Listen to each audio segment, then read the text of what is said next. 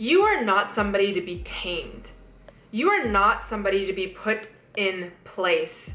You are not somebody that is just one being. Hi everyone, welcome back to my channel. My name is Alicia Gogan. If you're new, don't forget to subscribe so you never miss a video with me. Don't forget to follow me on Instagram along with following my podcast. And without further ado, let's get into the video. Okay. Being feminine doesn't mean that you need to be perfect. Doesn't mean that you need to dress to the nines at all points. Doesn't mean that you need to be wearing pink or light colors or look absolutely beautiful or classy or clean. You don't need to have it all figured out. You don't have to be prim and proper. You don't need to not swear. You don't need to sit with your posture upright every time you're at dinner or when you're out with men. Doesn't mean you have to speak with a soft voice. You're getting it wrong. You are getting it wrong for good reason. I've gotten it wrong before. A lot of people online are using the aesthetics in one way of looking at feminine energy and teaching you that you must be like that, and I am here to tell you that you're going to look at feminine energy from a new lens. So I recently got a DM from a woman and she asked me how to master her feminine energy. But it wasn't just how to master and understand feminine energy. She asked it from a place of, how do I master my feminine energy when I'm angry or when I'm upset? And basically she asked me how to tame herself and how to put herself in place and be more feminine when triggers happen, or the fact that she's a human being and she has all ranges of emotions and sometimes you feel things. Yeah, so she was basically asking me how to clean up her tone, how to clean up herself and get herself in order and be feminine at all points. So when she feels human emotions, when she feels angry, when she feels sad, when she feels nervous, when she feels anxious, when she feels triggered. And I want to tell you this, you are not somebody to be tamed. You are not somebody to be put in place. You are not somebody that is just one being. The problem with the rise of feminine energy videos and soft life content is the fact that a lot of these videos are not acknowledging that there's always duality. There's always two sides of the coin. So let's talk about it. For one, anyone who doesn't understand feminine energy, let's give a quick definition. Feminine energy, it's what you feel when you're at rest, after a massage, when you feel soft, when you play and dance like no one is watching, when you feel radiant and somehow attract all attention to you. You know that feeling? That's feminine energy coming through you. Now, as you can hear from my tone of my voice, I'm not making fun of this because truthfully, that is feminine energy, but that is just one side of feminine energy. The light side, the soft and flowing and beautiful and relaxed and radiant and magnetizing feminine energy. But let's talk about something that is not accepted in society. Toxic men don't want to see it, don't want to hear it. They get triggered by it. They don't want you to act like this. It is just not uplifted, even outside of toxic men, just society in general. And that's dark feminine energy. So let's read it. When an awakened woman expresses her dark feminine energy, it's not all about love and light. It is raw, unapologetic, and a destructive force meant to shake and crumble every untruth that there is. So with those two definitions and with those two ideas of feminine energy, it's important to realize that with anything, even outside of feminine energy, that you are going to encompass both sides of the coin. So there's gonna be some days that you are loving and you are flowing and you are soft and you are creative and you're radiant, especially depending on who you are around as well. But then there's gonna be some times where you're a little bit chaotic, you're a little destructive, but in a good way. You tell the truth, you're assertive, you are a little bit sassy. You are tapped into your sensuality, which a lot of the time, some of those things make people feel uncomfortable. But you are not here to make people comfortable at all times. It is insane for us to be people pleasers and constantly fit into every single box that people want us to be. You have sides of you that are beautiful, that should be accepted, that should be expressed. Now, one other thing that I'm going to talk about when it comes to these two sides of feminine energy. So there's a spectrum, right? So let's talk about light feminine energy. The healing, the soft, the beautiful, the radiant, the magnetizing. Sometimes when you're in that light state of feminine energy, you can be from a place of like a wounded little girl, and you might need a lot of reassurance, or daddy please, like give me attention, or I need validation. Very little girl, very princess energy. Now, obviously, those wounds need to be healed and whatever. But also on the flip side, when we look at dark feminine energy, the opposite side, there also can be some wounded parts as well. So it could look like someone who's really cold, really distant, really shut off, very miserable. You can look at that and see that side of the dark feminine, but realize there's some probably wounded parts here. And a lot of the times you will see women who kind of move into being the good girl, into the bad girl, but they're moving into the bad girl or their dark feminine energy from a very wounded place. So that's where they start being narcissists. That's where they say, I'm gonna play the game and I'm gonna hurt him because he hurt me. I got humiliated when I was in the past, so I'm gonna humiliate everyone else.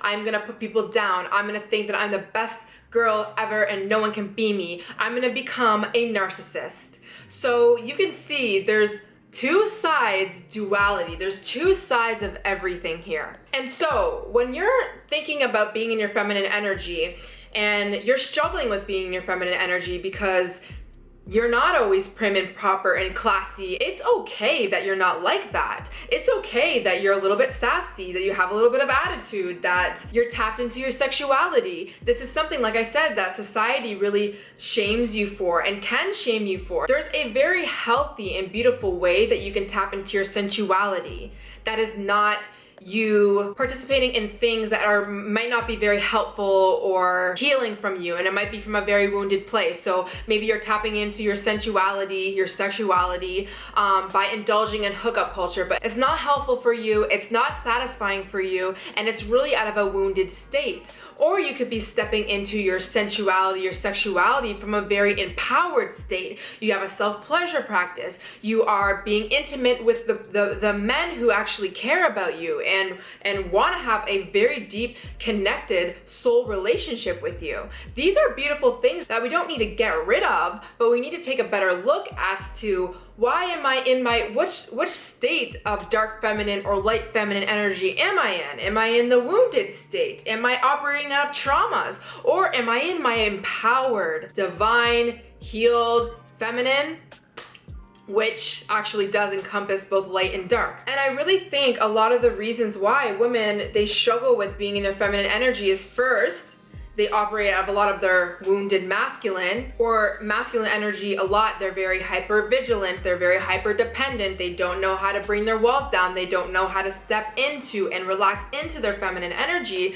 But the reason why sometimes it's so hard for us to even make that switch is because we have this one idea, this one-sided view of how feminine energy should look and feel, and it's not the full picture.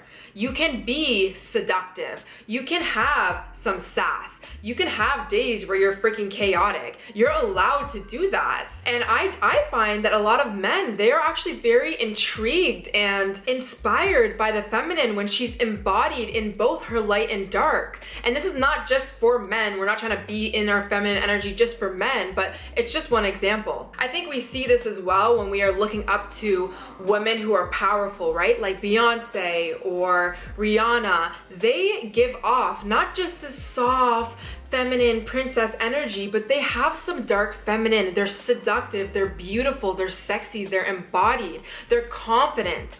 That doesn't just come from one side of your soft feminine energy where you're a healer and you're a mother and you're just whatever, you just bow down to everyone. Like, no, you're allowed to have a backbone. You're allowed to have days where you're not you're not amazing and you're not perfect and you don't wear all pink and you're not proper and classy and all of the things that a lot of the aesthetics on YouTube or TikTok will show you. So this is your reminder that if you're struggling with feminine energy, if you're getting very confused about how to be feminine and you know you've been operating out of this wounded masculine place, and you know you want to be more feminine and you know it's important and it's helpful and you know that you want to be more feminine in your relationships, just know that you don't have to be perfect. Just know that you're allowed to have some attitude and some sass. Of course, we want to make sure that we're being aware of how we are operating out of. Are we operating out of a lot of wounded places which create this narcissist, this self-absorbed, really odd behavior, which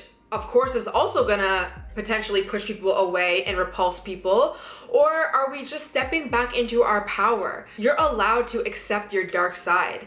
And that's what's really gonna make you feel powerful. That's what's really gonna make you feel like a woman. It's not about just being soft and looking pretty and proper all the time. It's about being embodied and embracing every emotion that you have and not suppressing parts of you and not taming yourself when you feel angry. Of course, as an embodied, healthy woman, we're going to make sure that we are expressing our anger, expressing our sexuality, expressing all of these parts of us in a healthy, beautiful way. We're going to be communicating with our partners. We're going to be making sure that we're not hurting ourselves by indulging in meaningless hookups and doing all of these very wounded things. But at the end of the day, it's like we are going to accept all of us. We are going to accept that we have all parts. We're going to accept duality. We're going to accept the coin, the light, the dark. And we're going to even accept when we act out of some wounded places. And instead of being mad at ourselves, instead of tearing ourselves down, instead of judging other people when they're acting out of their wounded feminine